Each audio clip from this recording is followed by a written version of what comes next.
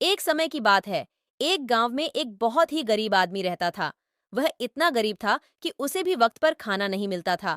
वह अपने जिंदगी पर बहुत परेशान था, परंतु करता भी तो क्या। एक दिन जंगल में लकड़ी काटने जा रहा था। कुछ दूर जाने के बाद उसकी मुलाकात एक आर्षि मुनि से हुई। आर्षि मुनि ने उसे उदास देखकर उससे पूछा तो उसने अपनी सारी बात बताई। तब आर्षि मुनि ने बोला, तुम यहाँ से पूरब दिशा में चले जाओ। वहां पर काफी जमीन है, उसमें तुम खेती करो, तुम्हें उससे कुछ प्रॉफिट होगा। उसके कहने के मुताबिक राम वहां से चला गया। वहां जाने के बाद उसने देखा कि बहुत सारी जमीन थी। उसमें फसल उगाने की तैयारी करने लगा। सारे फसल रोपने के बाद वह वहां पर एक अपना छोटा सा घर बना लिया। फसल कुछ दिन बाद बहुत ही ज्यादा हुआ। उसे मंडी में ले जाकर बेच दिया, जिससे उसके पास काफी पैसे आए। ऐसे ही करते करते हैं राम एक दिन बहुत ही अमीर आदमी बन गया।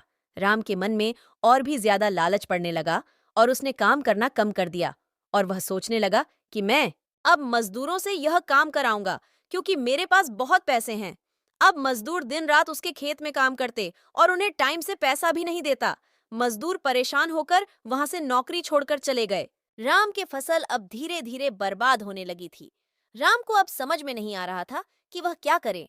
तभी अचानक वहां पर वही ऋषि मुनि घूमते हुए पहुंचे। तभी राम ऋषि मुनि के पैरों पर गिर गया और कहने लगा, मुझे कुछ प्रॉफिट नहीं हो रहा है। तभी उस ऋषि मुनि ने कहा कि तुम अपने अंदर का घमंड हटा दो तो तुम्हें फिर से प्रॉफिट होने लगेगा। और राम को सारी बातें समझ में आ गई। उसने फिर से काम करना शुरू कर दिया, जिससे उसे फिर से प्रॉफिट होना स्टार्ट हो गया। तो इसीलिए कहते हैं दोस्तों, कभी हमें आलस नहीं करना चाहिए। हमें डट कर मेहनत करना चाहिए, तभी हमें सफलता मिलेगी। अन्यथा हम बिस्तर पर सोकर यह सोचें कि हम करोड़पति बन जाएं, तो कभी नहीं बन सकते हैं।